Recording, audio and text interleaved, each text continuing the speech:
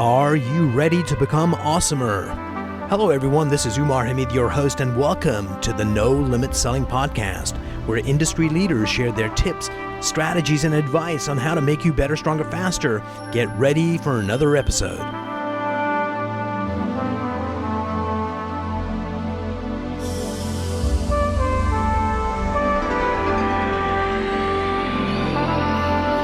Today I'm privileged to have Keith Miller, the CEO of Strategic Factory. Keith, welcome to the program. Excited to be here. Thanks for having me. And you're one of the cornerstones and success stories in Baltimore, taking a small business and making it significant. So I wanted to chat about that journey, how you went from where you were to where you are now. Let's talk about when you came to this country. Sure. It was the You're very South African, right? I'm South African, born and bred. Spent my first 26 years there.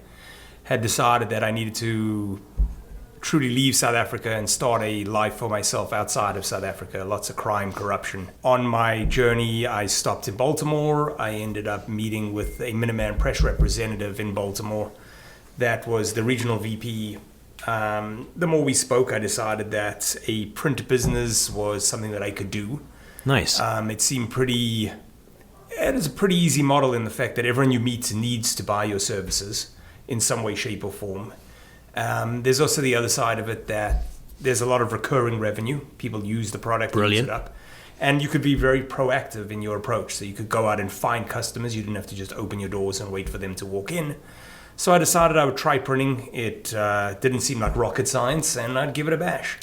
Nice. So how many people started it? Was it just you? Or? When I bought the original store, it was me, and there was the previous owner and one employee. Nice. He would come in, really give her a bit of a break for the day, do a little bit of overhead, back office stuff. Mm-hmm. And she basically did the daily grind of running the customer base and producing the jobs that needed to be produced. And what was your role? I really, in the beginning, probably spent 9 months just learning all about the company and all about the industry. That was probably my first 9 months. I think that the previous owner stayed on for maybe about a month or so. And the first employee was probably with me for about a year, really, when I was just learning my way.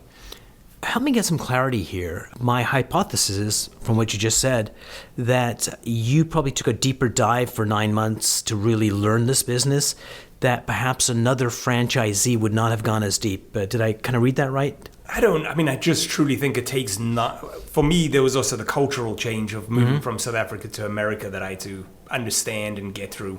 Really didn't have a network of people, customers, friends, anything. So I had to develop that too. Yourself, yes. But I firmly believe it took me all of 9 months to really understand what my daily grind needed to look like for me to turn the business into a profitable, successful business.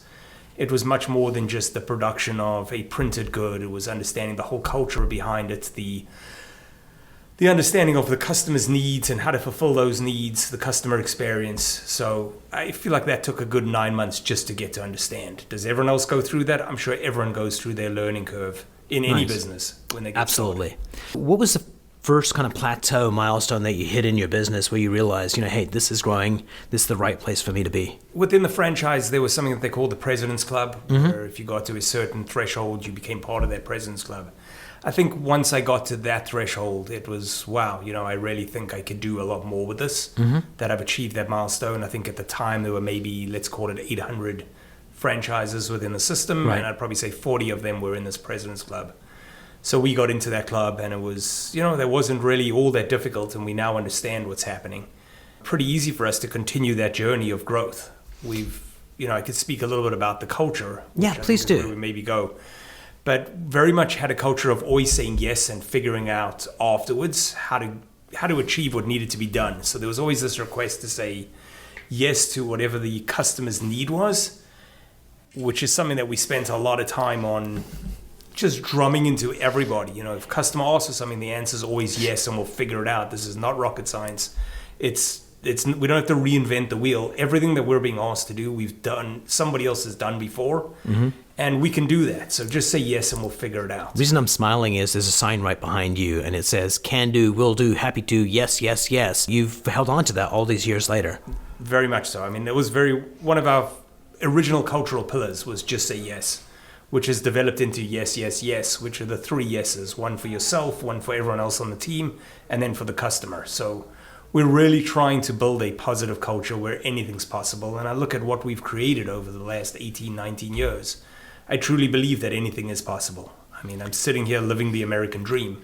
I was just watching this thing. It was about Cristiano Ronaldo, the soccer player. It's a documentary, and you have to read subtitles because, he's Portuguese or something. Sure. They had his manager, who's supposed to be the best manager in the world, the top guy, and they had a little clip of him saying, nothing's impossible, nothing's impossible. And just really, that's his mantra. And I firmly believe that, I feel like the statement that was told to me when I first moved to America was that with enough time and enough money, anything in America is possible. And, it kind of does hold true. It does. One of the things I find fascinating about America, because I'm a Canadian and lived in the UK, is that if you fail in another country, that's a devastating blow to your reputation. And if you fail in the US, it's almost like a badge of courage as long as you get up and go at bat. And I think that's the gift of America, is that ability to just see you for who you are now, not who you were in the past. Sure. It's definitely the land of opportunity. And if you work hard, there are definitely benefits to be had. But you got to show up. Brilliant. So that culture of yes, yes, yes, and the thing I like about it is because when I just saw it, I thought it was kind of fancy. You put three yeses, but if it's that three layers of yes for yourself, yes for your team, yes for the customer, that kind of defines the culture of the place. Very much so. And that kind of evolved into the can do, will do, happy to, which speaks to the fact that we're looking for people on the team that can do the job. And if they cannot, it's not the end of the world. We're willing to train and invest in people so that they can get the true ability to do something. But the will do and the happy to are non-negotiable. We need people that are willing to do the job and at the end of the day are happy to do the job, which speaks to getting the right people in the right seats on the bus. Brilliant. To make sure that the company is really as operational as it possibly can be. Can you give me an example of recent or past where one of your employees did that last yes, where it was they had to do something extraordinary to really look after the customer? It happens all day long. I mean, we get customers that call us with what seem like impossible tasks, and we always are saying yes. So, I mean, to give you an example, they go on all day long. Whether it's a simple thing of a delivery driver delivering a job and offloading the whole job, and the customer looking and saying, "Oh, I'd love that on the second floor of my building." Our staff are trained to say yes, no problem. I'm sure that was not a fun thing for them to deal with, but we hear those things and we get amazing emails saying thank you. Your team went above and beyond. So that's brilliant. It also speaks to something else in terms of if I asked that same question to another company, they would say, well, I can tell you a story. And I guess what you're saying is we got so many stories, it's commonplace now. This is just our way of being. It is commonplace. I mean, we are constantly we do something called the courtier, or an above and beyond, where people within the organization get to write a very, very brief story about where somebody else helped them achieve something that was just out of the ordinary. Second yes. The second yes. And I mean, we get that all day long where there are these above and beyonds read out at our 10 a.m. all hands meeting. And that's the way to really make the culture real, is when you get those real examples.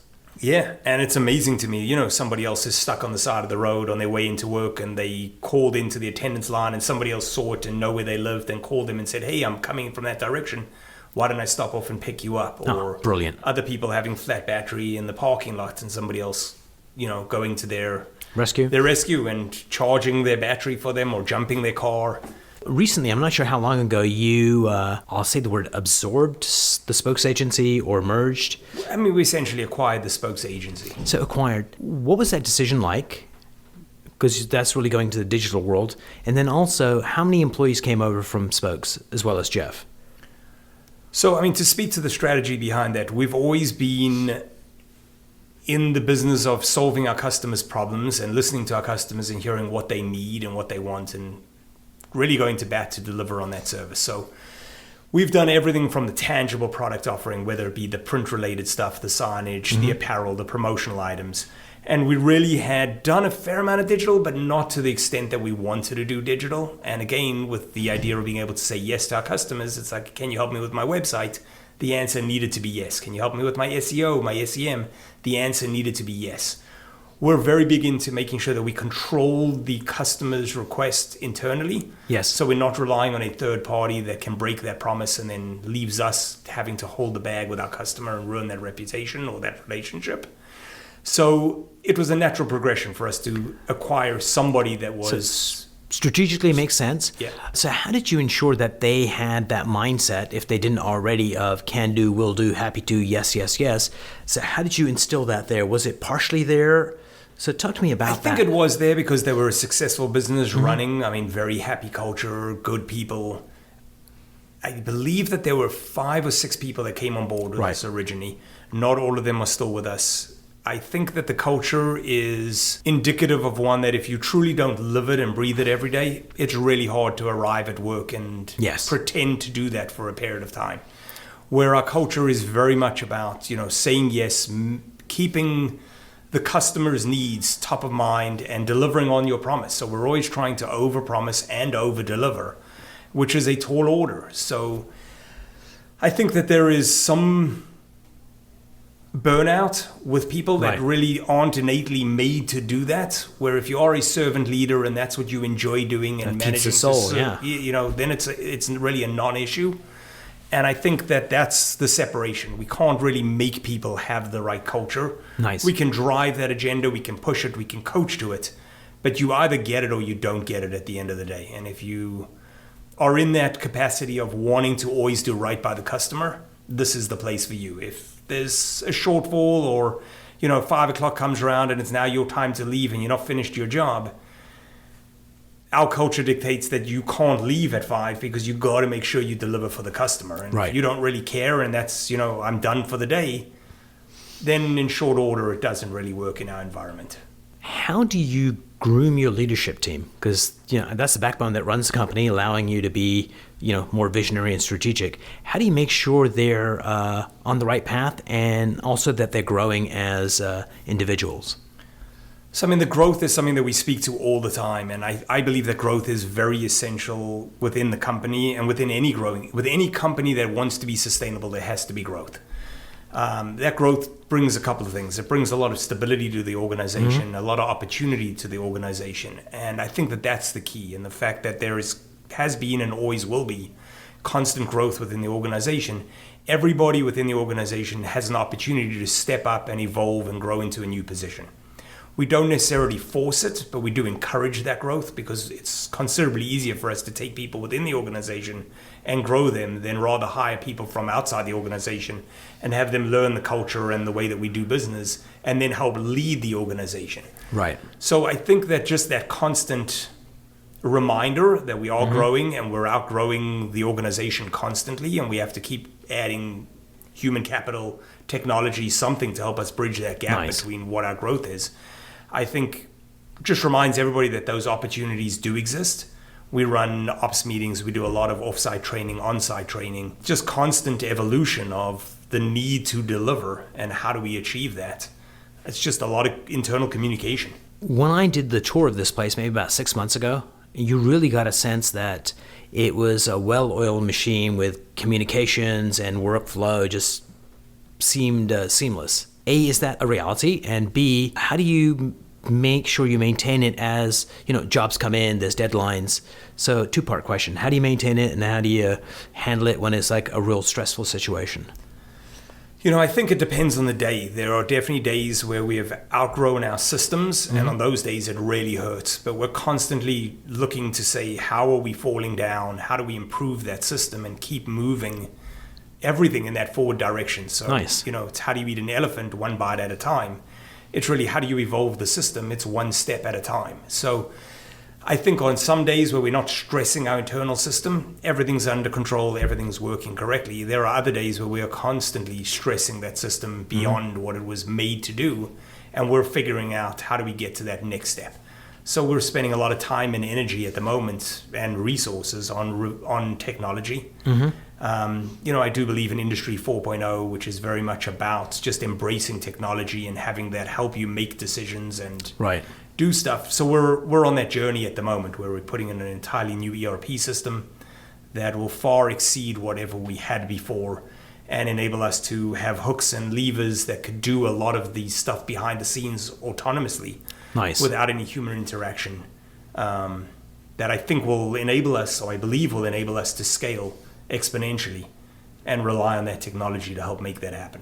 World, according to Umar, I think the leader's job, either you at the top spot or leaders throughout the organization, is to, the people they're leading, help them to suspend their limitations and trust and go on that journey where you get the most out of that employee.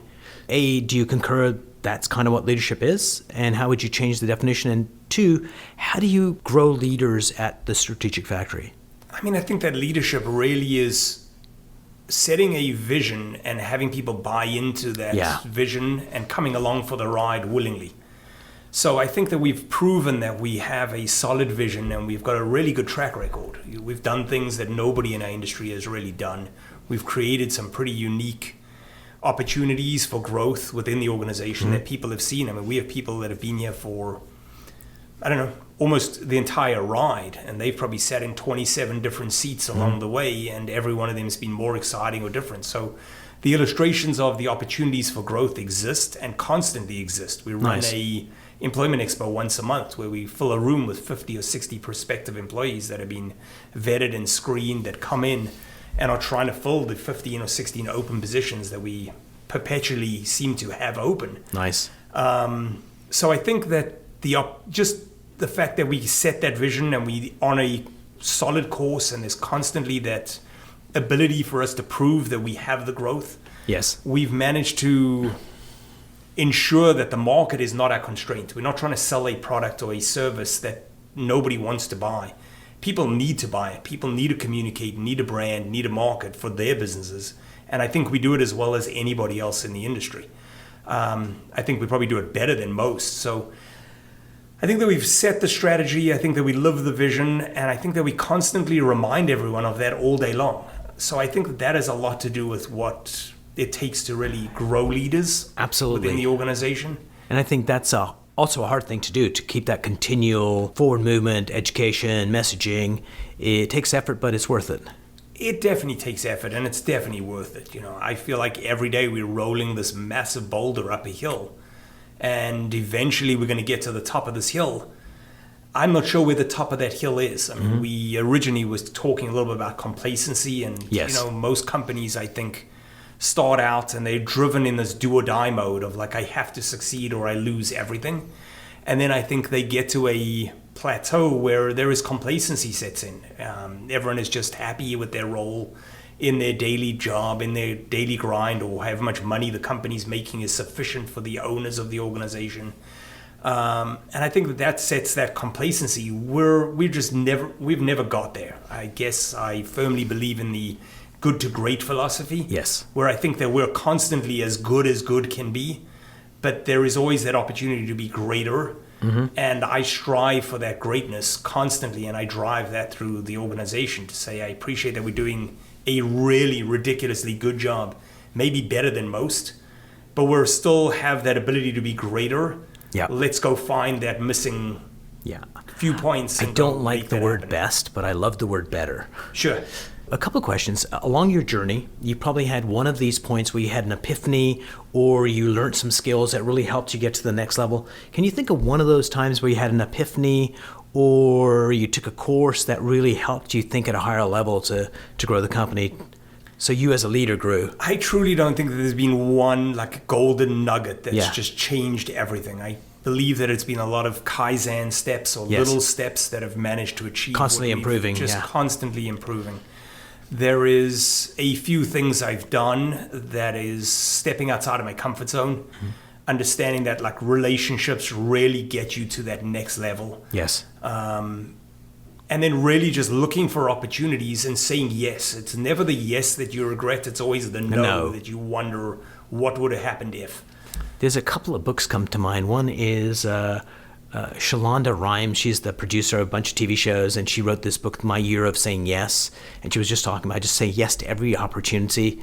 And I just finished a book, guys, called Molly's Game. They made a movie out of it. And one of the mantras for her staff was say yes to the customers no matter what. Only two exceptions: if it's illegal or it's degrading, say no. But outside of that is how you grow. Keith, before we part company, is there another plateau for you more as a leader that you're thinking, I need to do X? Without a doubt. I mean, the same evolution has to apply to myself that applies to everyone else here. So it is that constant growth to make sure that we do have that security. So is there something you're looking at right now saying, this is the thing I need to learn? I think just to become a better leader, I'm running a company that is bigger than any company I've ever run before. We have people that are working in the company that are working in the largest company they've ever worked in before. Our industry notoriously is really very much mom and pop-ish. Yes. So it's like this mom and pop type store, 4 or 5 people that manage to just get it done. We're at 150 odd people, and growing at 26% dictates that in the next 3 years we'll have another 150 people on board. So a lot of that is just how do we make those right decisions? How do we make sure that we keep aligned with who we really are? I don't want to grow into an area that we're not. So making sure the strategy's in line, I think, is really important. But just becoming a better leader, and I'm not sure that there is just one thing I could do that makes me a better leader. True. I think it is just a daily improvement. Every day, what can I do better than the day before?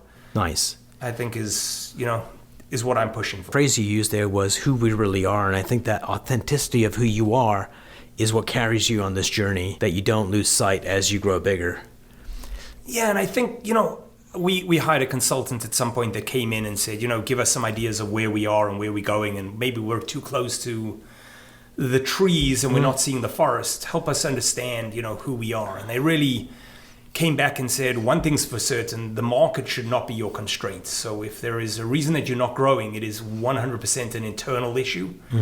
And that's been proven time and time again. So it's how do we get out of our own way to make sure that we are capitalizing on a untapped market. I mean, the print industry, the sign industry, the promotional products industry, apparel, we're talking about hundreds and hundreds of millions of dollars of revenue a year. Oh, absolutely. One of the things I've been doing for clients for a while now is, because that question of what's our vision, what's our mission, who we are, and what's interesting is if it's a owner-led organization, it's fascinating if you can figure out what's the purpose for that person being here. Like, what's their lifelong mission, purpose? And when you figure that out, then you say, why don't we map it over to be the mission of the company?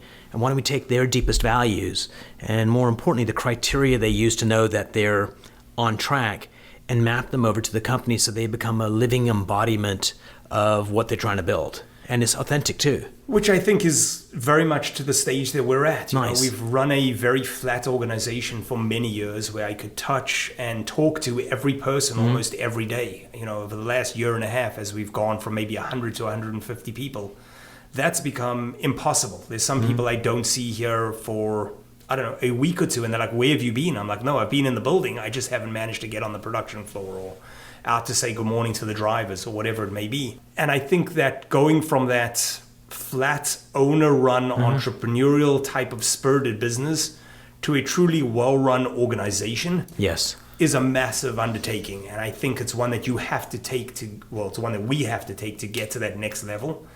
And it's managing to drive my desires, my goals, and everything through the entire organization, but through other people as opposed to just through me. So it's connecting all those dots and making sure that everybody else is as passionate and as aligned and as excited about the future as I am, and making sure that message is heard as well as delivered as effectively. Absolutely. Yeah. Keith, thanks so much for sitting down with me.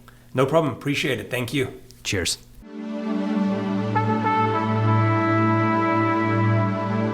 If you enjoyed this episode, please go to iTunes and leave a 5-star rating. And if you're looking for more tools, go to my website at nolimitselling.com. I've got a free mind training course there that's going to teach you some insights from the world of neuro-linguistic programming, and that is the fastest way to get better results.